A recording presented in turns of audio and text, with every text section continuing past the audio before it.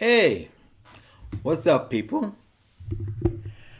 My name is Eric, and you're listening to me, I should say, listening to the craziness that lives inside my head. I am now working on my fourth year of doing this podcast. So sit back and just try to comprehend the craziness that I talk about. Welcome to the show.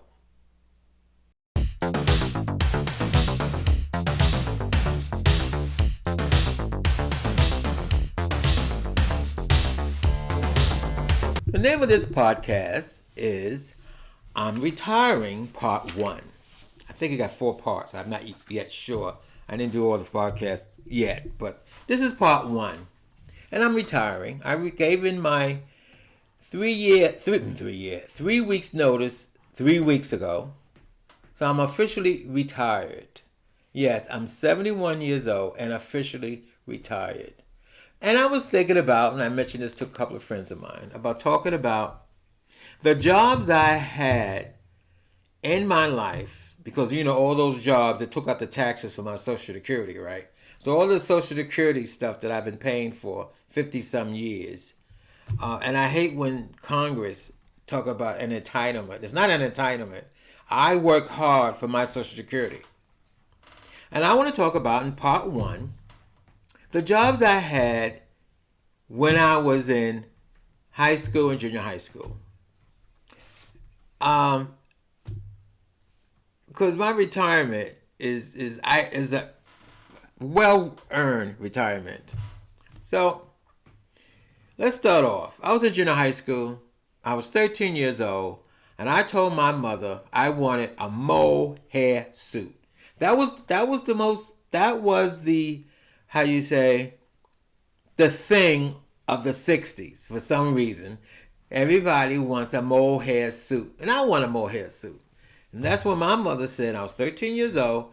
She said, if you want a mohair suit, you got to go out there and get a mohair job. So I've been working since I was 13. And it seems to me that it's built into my, how you say, built to my character, or built into me, that if I want anything, I had to work for it. I don't want to get into this details. I had a lot of people my age complain about the young people of today. But all I know is, when my mother said that to me, the day she said that to me, and then I did get a job. And the day I had my first job when I was 13 years old, I was in junior high school. I was a paper boy. And the way I got that job, I heard through the grapevine that the Herald Tribune, it was called the New York Herald Tribune. It was 1965. And one of their paper boys was leaving early for summer. And they don't come back until the fall. And there was a spot open. So I went and applied to become a paper boy as a summer job. And it was pretty rough because the guy who did the paper route had a bike. I didn't have a bike. I had to walk. I had to put the papers on my back. And plus, I lived in East New York, Brooklyn. And the paper route was in Canarsie. So you can understand getting on the bus. Well, I didn't have to get on the bus to get the paper. Get on the bus to get to Canarsie and then go to the base who had the papers and walk half the route. I had to do it with the papers on my back. I had to go back and get more papers to reload and do the other half.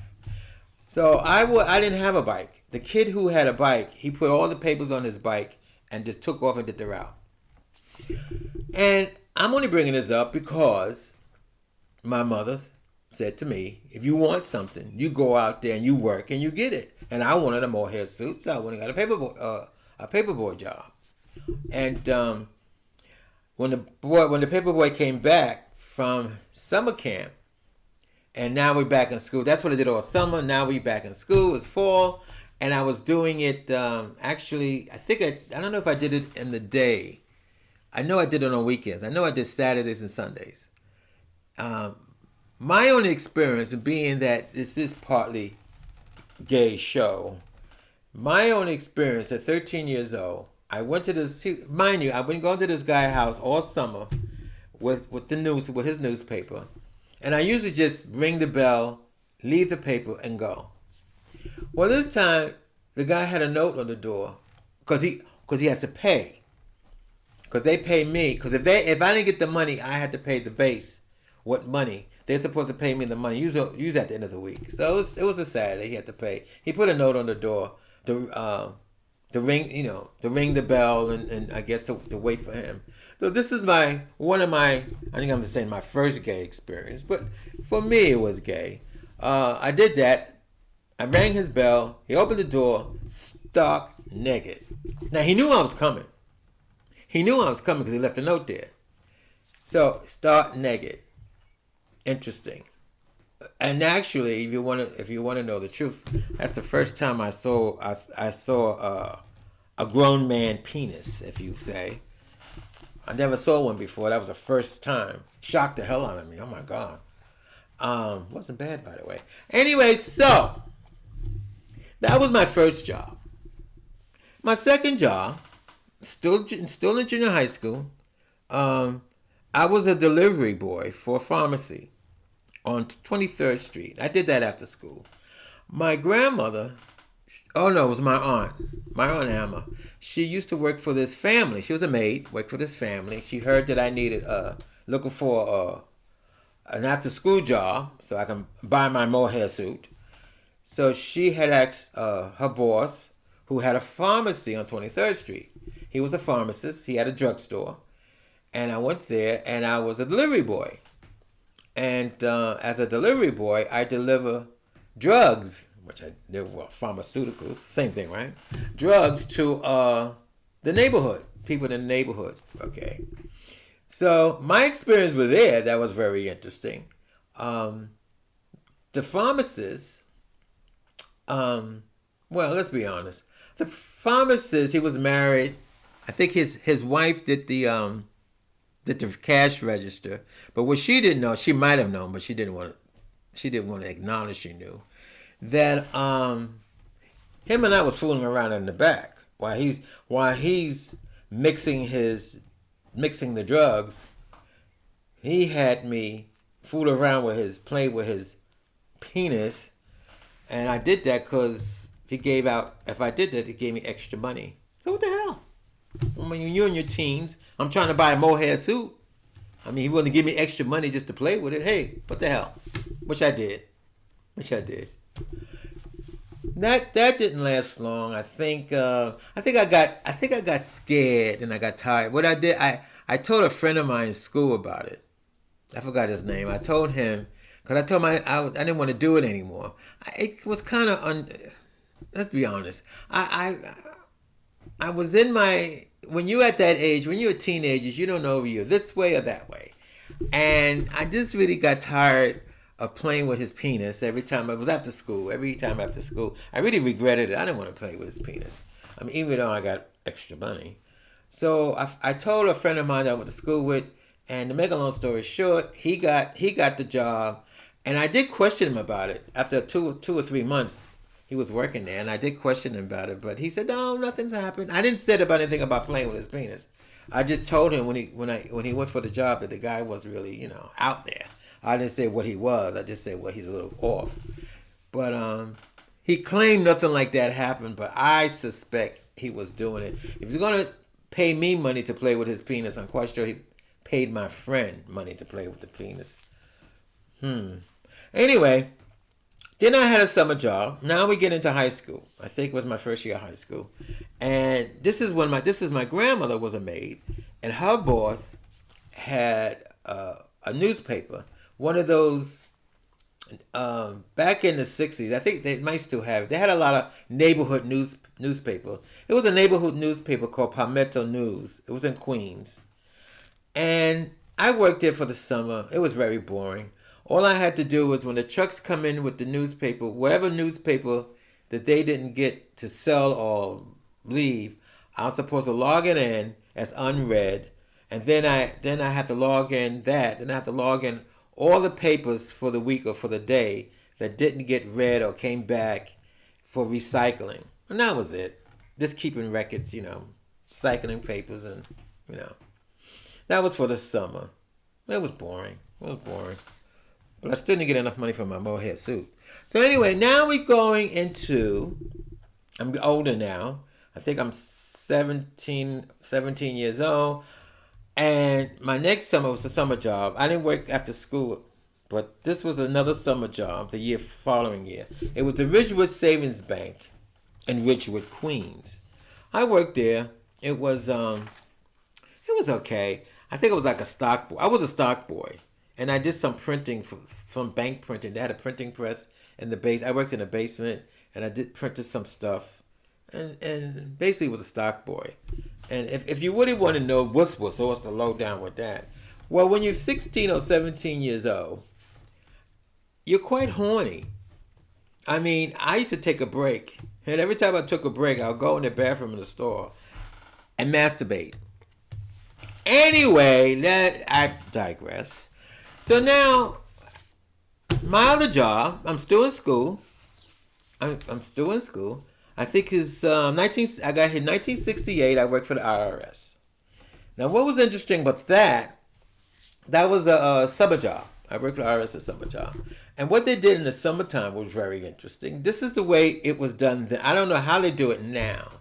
But back then, the revenue officer, I work with a revenue officer, right? When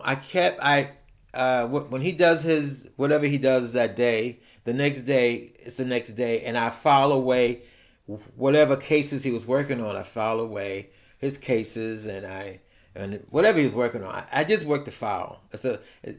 All I remember was one floor, like one of those long loft floors they used to have down on the 34th Street in Manhattan, and all it was files.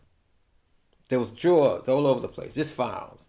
And I remember he had to do I think his job was auditing, how you get audited by the IRS. And what he would tell me to do, go into the file system and randomly pick out 10 files. I pick the 10 files up, I give it to him, he does whatever he does with it, and then that was it. That was my job. That was my summer job for the IRS. Moving on is the next year, 1969. In the beginning of 1969, I did get a job after school. I got a messenger job, which was interesting. Usually I don't know if you've seen old movies or heard about stuff from the 60s. They used to have messengers that used to be on bicycles in Manhattan. They rode on their bicycle, and they used to go from office to office. I think it was inter-office, almost like inter-office messages. If one company's on the west side and they want to send something to a company on the east side, they get a messenger service. They call a messenger service. The messenger come over, get the package, and go try to get on the bike. I didn't have a bike, by the way, and get on. What I do remember getting on the train. I did most of mine because I didn't have a bike. So they paid the car fare for me to get on the bus or the train to do the messenger, the messaging. That was all right. The thing about that, that year that I did that, in the beginning of that year, there was the World Series. And I remember the Mets won the World Series. It was 1969. The Mets won the World Series. I'm trying to deliver these packages, and the whole city was going crazy. The whole city, I remember.